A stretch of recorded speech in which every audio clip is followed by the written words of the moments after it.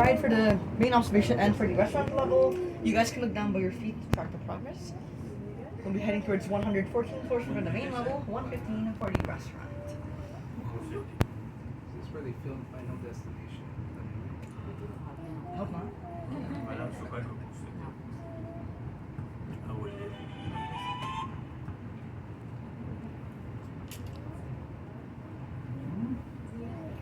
Ah, look at that. Yeah, tu vois ça? C'est beau là.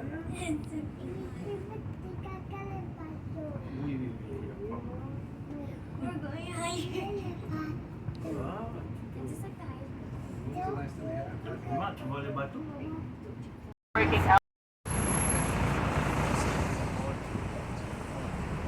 It's the most. You were so good. We are now approaching our stop number 10, Harborfront, and for those of you hopping off, you are now good to do so.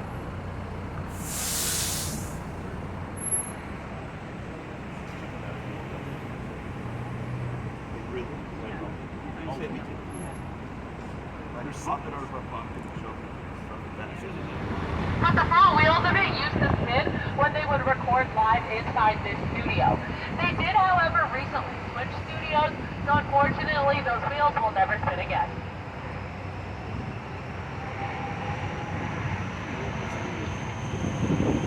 Up on your left-hand side, the blue storefront you see is Mazika. That is the best place in the city to get gelato. Mango and lemon are their most popular flavors. And if you do plan on going, I'd recommend going during the day because as you can see, there isn't too much of a line right now. However, usually by the time it's evening, the line stretches all the way to the end of the block.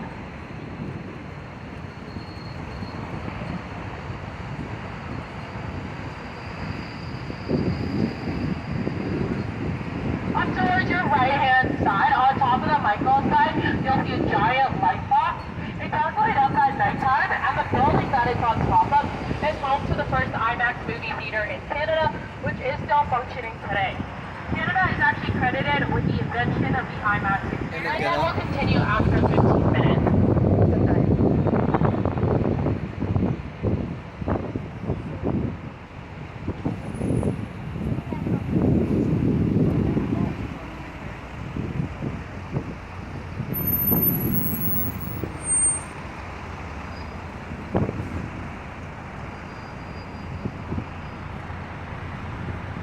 The top of the tower by staircase is 10 minutes.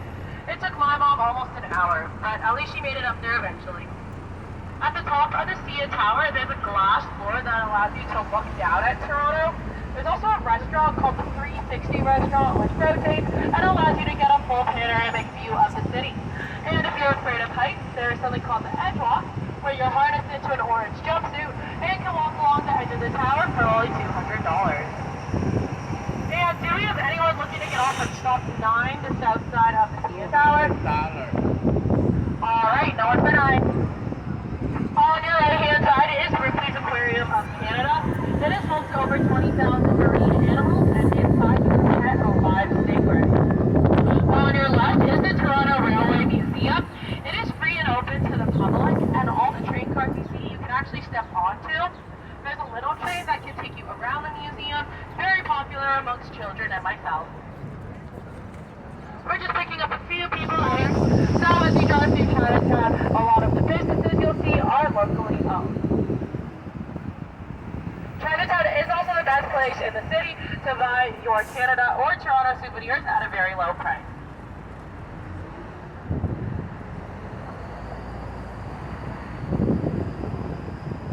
Now, right next to Chinatown is Kensington Market. It is a completely outdoor market with not just one focus. So there's different bars, restaurants, and restaurants. There are two main entrances to Kensington Market. The first one is coming up on your right. It's on top of a red dome.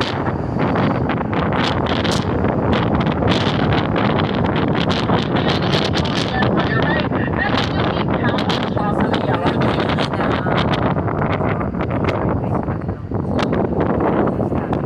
Now, that cat's name is Jerry. Now, the reason they chose that is because a lot of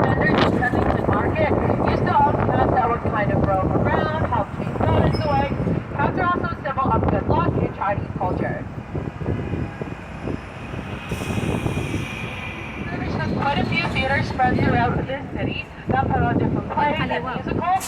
We're going to be passing by one of them on our right. We'll see the CAA Theater.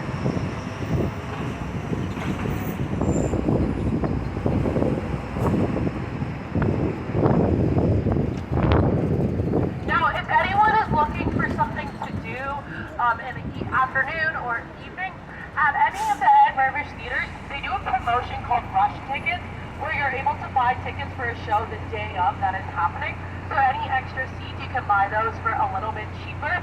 The Ed Mervish Theater, which is more south, closer to our stop number 1, is putting on a production of The Great Gatsby musical. I saw it a few days ago. Definitely one of my favorite musicals I've seen before. Highly recommend it. I believe you can watch it for like $60, which isn't too bad. On your right-hand side is Postal Station F, built in 1905. Now, it is no longer a working postal station, but since it is protected by the Ontario Heritage Act, it couldn't be torn down. So they just renovated the inside to make it. So, here in Ontario, the province that Toronto is in, we have something called the Ontario Heritage Act. This is a law that was put in place by the provincial government to protect buildings important to Ontario's history. So this allows developers to renovate the inside of these buildings however they want, but the outside must remain untouched. And if the building is damaged for whatever reason, the new structure that takes its place must honor the history of what was there before. On our tour today, we are going to be passing by quite a few buildings protected by this law. The first one will be on our left-hand side as we drive through this way. We'll see fire station number 3.